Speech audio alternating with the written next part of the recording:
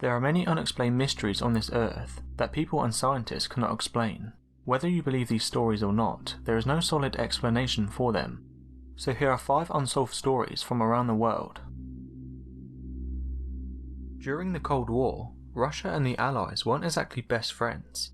For 50 years, both sides tried to hide their failures from each other, creating a climate where you couldn't be sure what was real and what was propaganda. So when a Czech agent leaked information about a failed Russian spaceflight in December 1959, no one knew what to make of it.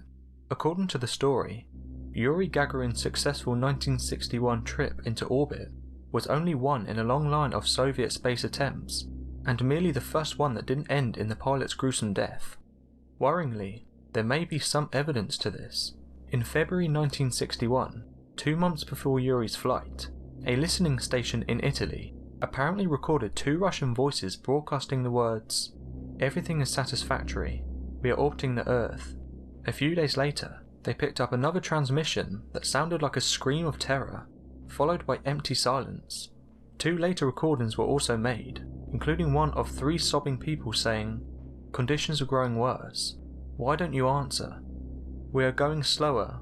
The world will never know about us." So what were they? Were they clever fakes? Or evidence that Russia abandoned cosmonauts to a horrifying fate? We may never know this mystery.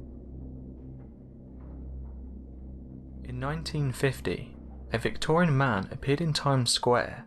Witnesses said he looked startled, and then a minute later he was hit by a car and killed.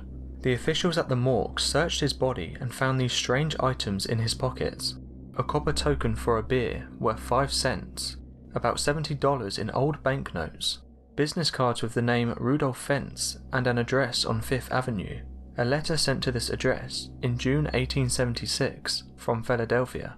None of these objects showed any signs of aging. Captain Herbert Rim of the Missing Persons Department of NYPD tried using this information to identify the man.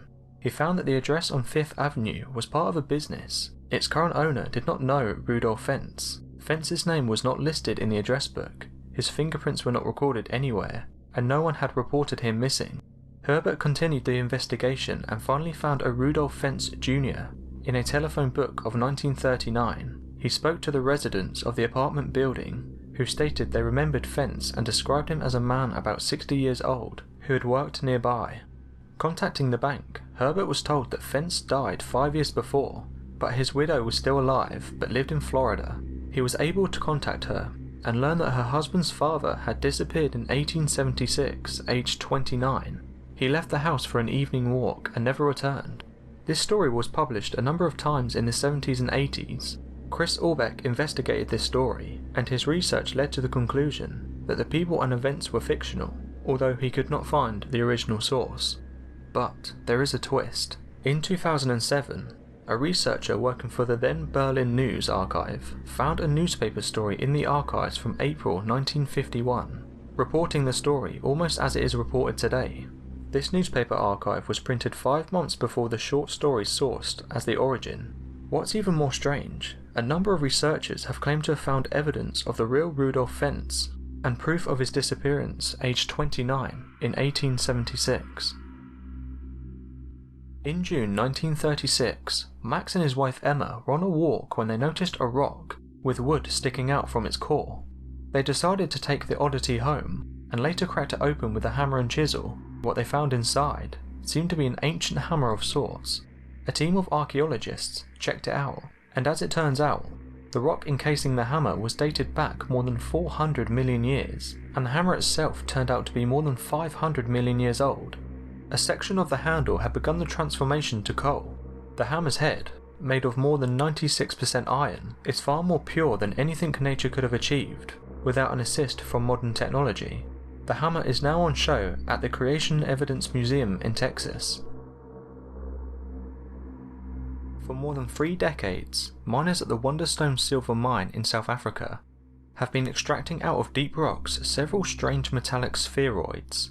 In 1979, several were closely examined by a professor of geology at the University of Johannesburg. The metallic spheroids look like flattened globes, averaging 1 to 4 inches in diameter, and their exteriors usually are coloured steel blue with a reddish reflection. and embedded in the metal are tiny flecks of white fibres. They are made of a nickel-steel alloy, which does not occur naturally, and is of a composition that rules out meteoric origin. Some have only a thin shell, a quarter of an inch thick, and when broken open are found filled with a strange spongy material that disintegrates into dust once it contacts with the air.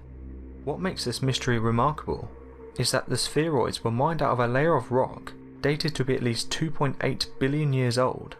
Adding mystery to mystery, the curator of the South African Museum has discovered that the spheroids he has on exhibit slowly rotate on its axis by its own power, while locked in its display case and free of outside vibrations.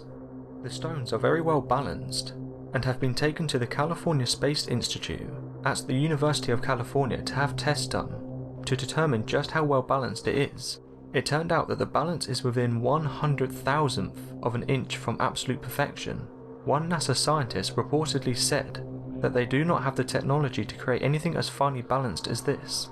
He said the only way that either nature or human technology could create something so finely balanced would be in a zero-gravity environment.